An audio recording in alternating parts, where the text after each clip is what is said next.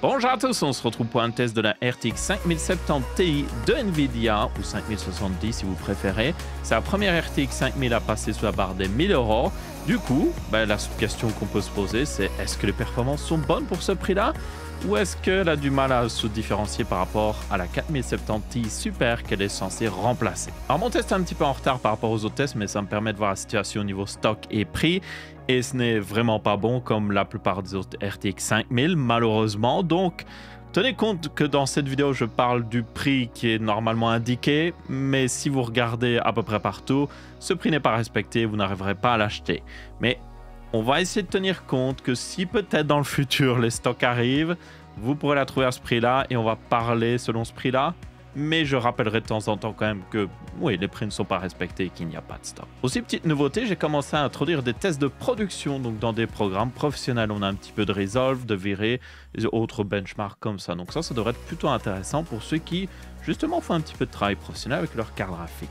Alors un premier truc qu'il faut noter par rapport à cette 5070 Ti, c'est que tout comme la 4070 Ti et la 4070 Ti Super qu'elle remplace, vous n'avez pas de modèle Founder Edition. Donc seules les marques tierces telles que MSI, Asus, Gigabyte et tous les autres font des modèles pour cette carte graphique là. Mais il existe toutefois des modèles qui sont censés être au prix de base. Même si évidemment actuellement c'est pas trop le cas à cause des manques de stock. Mais ce modèle est l'un d'entre eux, c'est le modèle Ventus de chez MSI. Comme vous pouvez voir, vous avez 3 ventilateurs, un design plutôt compact, 2,5 slots, mais quand même assez longue, avec l'air qui peut passer à travers. Elle est plutôt bien refroidie dans les 60 degrés selon mes tests. Là, il n'y avait vraiment aucun souci. Juste deux petits trucs par contre bizarres, c'est que MSI ne permet pas d'augmenter le TDP de base de la carte, donc on est bloqué à 100%. On ne peut pas aller à 105%, 110% ou autre, ce qui est assez étrange. Mais le TDP de la 5070 Ti est assez généreux de base, donc ça ne pose pas vraiment de problème pour l'overclocking. Un autre truc bizarre, c'est que mon modèle, je ne sais pas si vous le voyez, mais il y a clairement une petite courbe. Ah non, là on le voit. Je ne sais pas pourquoi, le refroidissement est légèrement courbé. Quand je l'ai sorti de la boîte, elle était déjà comme ça. Ce n'est pas moi qui me suis amusé à la tordre ou autre chose. Donc, juste un petit peu bizarre. Je ne sais pas si c'est le cas avec les autres personnes qui ont une 5070 Ti de chez MSI, mais MSI, peut-être vérifier que quelqu'un ne s'amuse pas à les plier à l'usine ou je sais pas quoi. Enfin bref, vite fait, la config de test est la même que d'habitude. On a un 9800X3D sur une carte mère de chez Asus. C'est une X870E évidemment. Donc on a le support du PCI Express 5.0. On a aussi 32 Go de RAM de chez G-Skill, ultra rapide en 6000 mégas de transfert avec des timings très serrés. Donc un des meilleurs kits de RAM possible pour le 9800X3D, une alimentation de 1500 watts de chez NZXT, et puis tout ça dans un boîtier assez ouvert, comme ça on peut vraiment tester les performances de ces cartes graphiques. Je l'ai testé du coup en 1440p et en 4K, comme ça on peut voir un petit peu les deux cas d'utilisation. Pour moi c'est une carte vraiment haut de gamme, donc vous pourriez jouer dans ces deux résolutions là. Comme d'habitude, je fais des tests en rasterisation, donc ça veut dire sans ray tracing, des tests avec du ray tracing, et je ne fais pas mes tests avec DLSS, FSR et tout ça, parce que là on introduit un argument de qualité plus qu'un argument de performance, puisque des fois FSR peut avoir plus de performance dans un certain mode, et puis DLSS en a moins, mais en réalité DLSS a une meilleure qualité d'image. Donc je retire tout ça pour être sûr de vraiment voir les performances brutes sans aucune technologie derrière. Donc tenez-en compte. Des fois, vous allez voir une carte tourner à 10 FPS dans un jeu. Évidemment, si vous activez genre de l'upscaling, vous aurez un peu plus que 10 FPS. Mais c'est quelque chose qu'il faut tenir compte. Ah, aussi une nouveauté qui était déjà dans les précédents benchmarks, c'est que maintenant je mets les 1% low. Donc ce sont les 1% des FPS qui sont les pires, donc les moins bons. Ça permet de assez bien voir certaines choses. Par exemple, Hogwarts Legacy est le meilleur exemple où vous avez des fois beaucoup de FPS, mais les 1% low sont très bas parce que ce jeu a beaucoup de problèmes d'optimisation où il y a beaucoup de micro-lag qui réduit l'expérience de jeu. Et ça, c'est assez important de voir justement ces 1% parce que vous avez certaines cartes des fois qui peuvent avoir plus de FPS qu'une autre, mais les 1% low peuvent être plus bas. Et donc l'expérience de jeu en réalité est moins bonne. Donc vous les avez évidemment dans les graphiques. Et en parlant de graphiques, je vous propose d'aller voir. Il y en a pas mal à voir.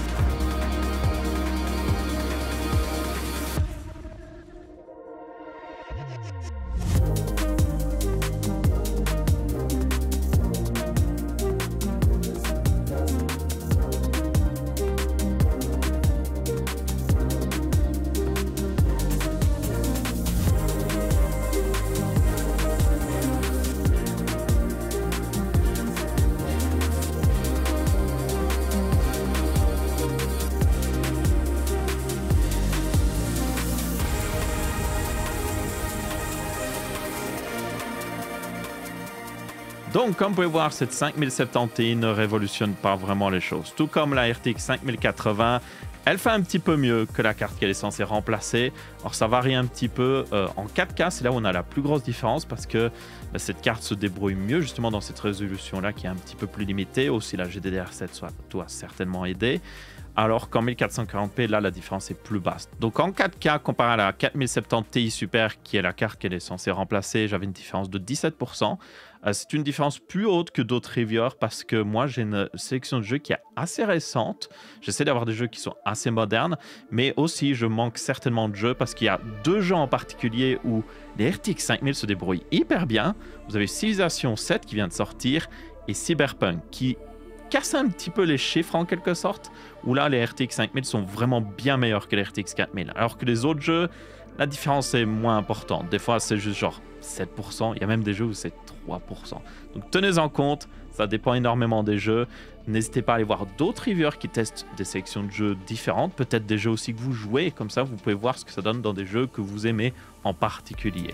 Mais moi dans mes tests ici, en 4K en tout cas, j'avais une différence de 17%, et en 1440p, j'avais une différence ici de 12%. Donc vous voyez que là, c'est moins bon justement en 1440p. Et encore une fois, selon les jeux, des fois, vous allez avoir à peine une différence, juste quelques pourcents. Donc, encore une fois ici, Nvidia ne révolutionne vraiment pas les choses par rapport au RTX 4000. Si vous avez une RTX 4000, vous êtes encore très bien. Franchement, vous avez des très bonnes cartes, surtout si vous avez à partir de, selon moi, la 4070. Vous n'avez aucune raison de passer à cette nouvelle génération. À part si éventuellement vous en avez besoin pour le travail ou pour tout ce qui est un petit peu fonctionnalité IA. Mais à part ça, ouais, non. Pour les jeux vidéo, restez avec votre RTX 4000. Elle est encore très bonne pour encore de très nombreuses années, certainement. Et par rapport à l'offre d'AMD, cette 5070 Ti arrive à faire mieux en moyenne. Donc ça, c'est plutôt bon. Surtout que la 7900 XTX est techniquement vendue légèrement plus cher s'il y a du stock pour la 5070 Ti. Ça, c'est évidemment pas trop le cas en ce moment. Mais si vous regardez dans le futur et qu'ils sont toutes les deux en stock, en toute logique, la 5070 Ti arrive à faire mieux pour le même prix. Bon, faire mieux qu'une carte graphique qui est sortie il y a plus de 2 ans, pour le même prix, c'est pas non plus... Voilà, ce n'est pas non plus exceptionnel, mais c'est quand même quelque chose qu'il faut noter. Si vous avez le choix entre ces 2 cartes graphiques maintenant, dans un magasin et qu'elles sont en stock, et qu'elles sont au même prix, la 5070 Ti est un meilleur achat en réalité. Et en vrai, elle n'est pas très loin de la 4080 en termes de performance, donc c'est un petit peu comme une 4080 pour moins cher, en gros. Avec un DLC IA qui augmente les performances, je suppose, et un petit peu les meilleures performances dans certaines tâches professionnelles. Mais dans les jeux vidéo, c'est basiquement pas très loin d'une 4080. Un autre endroit où cette RTX 5070 Ti fait mieux que la RTX 4000, c'est au niveau de l'overclocking. Donc tout comme la 5080, elle est plutôt bonne au niveau de l'overclocking. La GDDR7 aussi prend hyper facilement en fréquence et donne réellement des performances en plus. J'ai même fait un test parce que j'ai vu des personnes qui disaient que la GDDR7 a une correction des erreurs intégrée. Donc ça veut dire que des fois vous allez mettre la fréquence hyper haut et vous dire oh ça tient, c'est stable, mais en réalité il y a plein d'erreurs qui sont générées. C'est juste que le système de correction d'erreurs les attrape et les corrige à la volée, ce qui diminue les performances évidemment. Donc je me suis dit je vais investiguer ça et j'ai fait pas mal de tests, genre peut-être même trop de tests, où j'ai juste augmenté la fréquence de la GDDR7 sur cette 5070 Ti de 200 MHz dans MSI Afterburner, et j'ai juste augmenté, j'ai fait le test à chaque fois. Et ce que j'ai trouvé, c'est que des fois, bizarrement, on atteint un peu des plateaux et puis ça recommence à donner plus de performance. Et réellement, oui, overclocker la GDDR7, pour moi en tout cas, je n'ai pas vraiment atteint une limite. Plus je montais la fréquence, plus j'avais des performances. Au point même que j'ai atteint la limite de MSI Afterburner. Je ne pouvais plus monter le slider de mémoire. Donc j'ai sorti ici Asus GPU Tweak qui offre un petit peu plus de marge au niveau des sliders. Et même là, encore une fois, j'ai atteint la limite et j'avais encore des gains. Et pour information, j'avais... Alors ça dépend un petit peu des jeux. Dans Cyberpunk, c'était un peu moins. Mais dans Horizon, notamment, j'avais jusqu'à 10% de performance en plus avec mon overclocking sur la mémoire et aussi le GPU. Donc, plutôt bon. Après, je pense qu'on s'est un petit peu habitué à ces dernières générations à ce que l'overclocking soit un peu parce que les cartes graphiques, notamment les RTX 3000 et 4000, étaient tellement limités au niveau de leur TDP des fois que l'overclocking était aussi très limité, ou elles étaient très proches de leur fréquence maximum. Donc c'est la première fois qu'on a enfin, selon moi, une RTX qui s'overclock correctement. Pour moi, une carte graphique devrait toujours s'overclocker, donner au moins 7 à 10% de performance en plus selon les jeux. Donc là, on est, on va dire, dans la norme. Pour AMD, c'est le cas. Peu importe les dernières générations d'AMD, en général, vous pouvez toujours overclocker et avoir 7 à 10% de performance en plus. Donc Nvidia est à peu près au même niveau ici, au niveau du potentiel d'overclocking. Donc c'est pas mal, mais ça pourrait être encore mieux. Et maintenant, on en arrive aux technologies un petit peu propriétaires de Nvidia, et notamment DLSS 4. C'est l'énorme argument commercial de la marque pour ces RTX 5000, parce que selon eux, même si le gain en performance par rapport à RTX 4000 n'est pas incroyable, mais vous pouvez juste activer DLSS 4, et là, vous aurez 2 fois plus de performance que la carte qu'elle est censée remplacer. Et techniquement, oui, c'est le cas, mais techniquement, c'est aussi pas le cas. J'ai pas mal parlé de ça dans ma review, notamment de la RTX 5090. Je vous invite à regarder ça. Je vais pas commencer à répéter à chaque fois. Mais donc, pour résumer, très vite fait, oui, DLSS 4 peut tripler, quadrupler votre FPS moyen dans certains cas, ce qui est exceptionnel. Et la qualité d'image est vraiment très bonne. Pour moi, j'ai pas mal joué à Cyberpunk, notamment des dizaines d'heures avec DLSS 4 d'activer. Et pour moi, c'est à 99% de la qualité originale. Il y a juste quelques fois où vous allez avoir des petits glitches, vous êtes en mode « Ah ok, je vois un petit glitch là ». Mais vraiment, 99% du temps, c'est très bon niveau qualité. Le problème avec DLSS 4, par contre, c'est au niveau de l'input lag. Quand vous allez bouger votre souris et que le jeu répond derrière. Parce que même si vous avez plus de FPS, l'input lag reste basiquement le même que si vous n'aviez pas activé DLSS 4. Il est même légèrement plus haut avec 1 ou 2 millisecondes en plus, mais ça, c'est pas très grave. Mais du coup, si vous activez DLSS 4 et qu'avant l'activer, vous aviez 60 FPS, bien même si vous avez 240 FPS, vous avez le même input lag qu'un jeu qui tourne à 60 FPS. Du coup, ça donne une situation très bizarre où le jeu paraît plus fluide, mais quand vous bougez votre souris, ben, les input lag ne paraissent pas plus fluides. Et ça, c'est un des 2 piliers du haut taux de rafraîchissement. Quand vous voulez jouer à 360 Hz, 240 Hz même, bien, vous voulez, oui, plus d'images à la seconde pour voir ce qui se passe plus rapidement, mais vous voulez surtout un input lag qui descend. C'est-à-dire que quand vous bougez votre souris, il faudra moins de temps pour voir ce que vous avez fait à l'écran. Et DLSS 4 n'améliore pas vraiment ça. Oui, vous avez Reflex qui permet d'améliorer l'input lag, mais vous pouvez aussi activer Reflex sans activer le reste de DLSS 4. Donc, vous aurez un meilleur input lag, quoi qu'il arrive, aussi en natif. Donc, vous n'améliorez pas vraiment l'input lag. Il est même légèrement un peu moins bon. Vous avez un FPS qui paraît plus fluide. Donc, c'est une situation très bizarre. Franchement, il faut le tester pour comprendre, mais c'est fluide, mais vous ne sentez pas que les inputs sont forcément plus fluides. Et ensuite, j'ai fait des tests de production pour ceux qui aiment bien travailler avec leur PC. Alors, j'ai testé notamment DaVinci Resolve, qui est pas trop mal, qui est un évidemment logiciel d'édition de vidéo. J'aurais bien inclus Adobe Premiere, mais Adobe n'optimise pas très bien les choses et des fois vous n'avez aucun gain même en changeant de carte graphique. Et puis j'ai pas vraiment envie d'installer la suite Adobe sur ma table de test parce que franchement, quand vous installez Adobe Creative Cloud, vous avez plein de programmes qui s'installent, qui se lancent toujours quand le PC démarre et tout ça. J'ai pas envie de casser les performances dans les jeux vidéo et ma config de test juste pour avoir Adobe. Ok, donc pas de test Adobe ici, mais j'ai testé quand même Blender, j'ai testé D5 Render qui est un logiciel de rendu plus pour les architectes. J'ai aussi fait des tests de LLM, donc c'est des Large Language Models. Je voulais faire un peu de Stable Diffusion, mais les solutions actuelles que vous pouvez avoir sur Windows ne supportent pas encore exactement correctement les RTX 5000, donc il faudrait que je fasse une installation sur Linux pour que ce soit plus représentatif. Mais ça prend un peu plus de temps, je suis encore en train de bidouiller pour voir comment exactement bien faire les choses. Donc voilà. Et j'ai aussi testé Viré, qui est un logiciel pas mal utilisé de rendu. Donc ça, c'est plutôt intéressant. Et globalement, oui, les RTX 5000, autant dans les jeux vidéo, c'est 10-15% de performance en plus dans le meilleur des cas. Dans les programmes professionnels, vous avez des meilleurs gains. Et là, on voit un petit peu plus l'intérêt de l'architecture, justement, Blackwell, sur ce genre de cas d'utilisation, en tout cas. Et maintenant, pour ceux qui se demandent qu'est-ce que ça donne au niveau stock et au niveau prix, ben, comme j'ai dit, c'est il n'y a rien en stock, en fait. Là, on a quelques modèles, comme vous pouvez voir, MSRP, donc ce sont les modèles qui sont censés sortir au prix annoncé par Nvidia. Et puis après, on a vite fait les modèles custom et il n'y a rien qui est en stock chez le DLC. Et si on regarde chez Megeko, qui a en réalité du stock, vous pourriez l'acheter. Ben, vous ne devriez pas l'acheter parce qu'elle est vendue 1549 €. Et il faut savoir que Megeko est considéré comme un site vraiment pas cher. Et même eux, ben, ils le vendent à un prix abusé. Donc, qui se sucre sur le prix? Je vous laisse faire vos théories et tout ça, mais je pense que c'est juste un petit peu tout le monde, les revendeurs, parce que Megeko n'obtient pas ses stocks des fois de la part directement de MSI ou autre. Des fois, ça passe par un tiers, ce qui lui va prendre sa marge.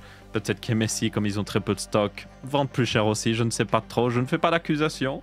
Mais clairement, il y a quelqu'un qui, voilà, qui se sucre un petit peu la patte à un endroit pour vendre justement une de ces 5070 Ti 1549 €. Même chose ici avec une d'Asus 1499, une de chez MSI, ben celle que justement j'ai testée, 1449 €. Donc oui, basiquement, même s'il y a du stock, bonne chance, les prix sont juste abusés. Je pense que ça semble logique à dire, mais 1400 € pour une telle carte graphique, c'est juste abusé. Totalement abusé, vous ne devriez pas l'acheter pour ce prix-là. Le maximum que je payerais pour une 5070 Ti, moi, ce serait 1000 €, grand maximum. Et du coup, on en arrive quand même à la catégorie qui n'a plus trop de valeur vu que littéralement, ben, les cartes ne sont pas disponibles à un prix raisonnable, mais c'est évidemment le ratio prix-performance. Donc ici, je regarde le prix en euros pour un FPS moyen dans les jeux vidéo. Donc, plus ce chiffre est bas, mieux c'est, pour ceux qui n'auraient pas compris. Et là, si on tient compte du prix de base de la 5070 Ti, en 1440p, elle est plus intéressante, comme j'ai dit, que la 7900 XTX, parce qu'elle arrive à faire mieux en général, et elle est vendue techniquement, et bien techniquement, moins cher. Donc là, vous allez payer 7,74 € par FPS moyen, alors que la 7900 XTX, ce serait 8,43 €. Et si on passe en 4K, c'est la même situation, vous payez seulement 13 € pour chaque FPS moyen en 4K, alors que la 7900 XTX, elle, ce serait 13,68 €. Donc je rappelle encore une fois que plus le chiffre est bas, mieux c'est ici dans ces graphiques. Donc si le prix était respecté, si elle était en stock à ce prix-là, en tout cas, ce serait un plutôt bon deal. Mais je peux changer j'ai mon petit graphe ici, je peux changer, je vais juste changer pour 1400 €. Sur Megeko, on peut l'avoir pour 1400 € et pour juste vous indiquer ce que ça donne. Si elle passe à 1400 €, maintenant vous payez 20 € le FPS moyen en 4K comparé à 13 € d'avant. Donc c'est 7 € plus cher par FPS moyen. Donc là, c'est juste évidemment abusé, ça ne vaut totalement pas la peine. Donc ici, pour ceux qui sont intéressés d'acheter à un prix correct, attendez juste des stocks et surtout aussi attendez de voir ce que vont donner les futures RX 9000 d'AMD, parce que même si elles sont moins performantes, même si elles sont peut-être pas les meilleures au niveau prix, ça va forcément faire un petit peu bouger les choses et ça devrait améliorer un petit peu la situation au niveau prix. Donc attendez, franchement, ça ne vaut vraiment pas la peine d'acheter maintenant. Du coup, en conclusion, cette 5070 Ti, tout comme les autres RTX 5000 et notamment la 5080, ne révolutionne pas vraiment les choses. Elle fait un petit peu mieux que la RTX 4000 qu'elle est censée remplacer, mais actuellement, en tout cas, il n'y a aucun stock et elle est même plus chère. Si dans le futur, elle se retrouve quand même en stock au prix indiqué par Nvidia, ça pourrait en partie valoir la peine par rapport en tout cas à l'offre actuelle d'AMD qui est la 7900 XTX, qui est techniquement moins bonne pour le prix. Si vous travaillez un petit peu avec votre carte graphique en plus de jouer, par contre là ça vaut largement plus la peine parce que le gain est plus important. Mais si vous avez déjà une RTX 4000, franchement restez avec, vous êtes encore très bien. Oui, il y a une amélioration de performance, oui, vous avez peut-être DLSS 4, mais je rappelle que toutes les RTX 4000 et même les autres RTX profitent déjà du nouveau modèle Transformer qui améliore vraiment la qualité de DLSS et toutes les autres technologies DLSS, donc super résolution, reconstruction et notamment frame génération sur RTX 4000. Et pour moi, le meilleur mode justement de multi-frame génération, c'est le mode 2 fois. Et le mode 2 fois, c'est juste frame génération qu'on a déjà sur RTX 4000. Donc restez avec votre RTX 4000, elle est encore très bonne. Et si vous avez une RX 7000, là aussi, ça ne vaut pas vraiment la peine. Ici, je pense que ça vaut surtout la peine si vous avez des RTX 3000 ou voire même évidemment d'autres cartes plus vieilles comme les RTX 2000. Là, ça vaut peut-être la peine d'upgrade. Mais seulement s'il y a du stock et au prix indiqué. Par pitié, n'achetez pas cette carte graphique au-dessus de 1000 €, c'est juste le mois de la folie. Et du coup, c'est tout pour cette vidéo. Si vous avez bien apprécié, n'hésitez pas à laisser un pouce bleu. Si vous n'avez pas apprécié, vous pouvez laisser un pouce rouge. On se retrouve après une prochaine vidéo. Je vous dis ciao ciao.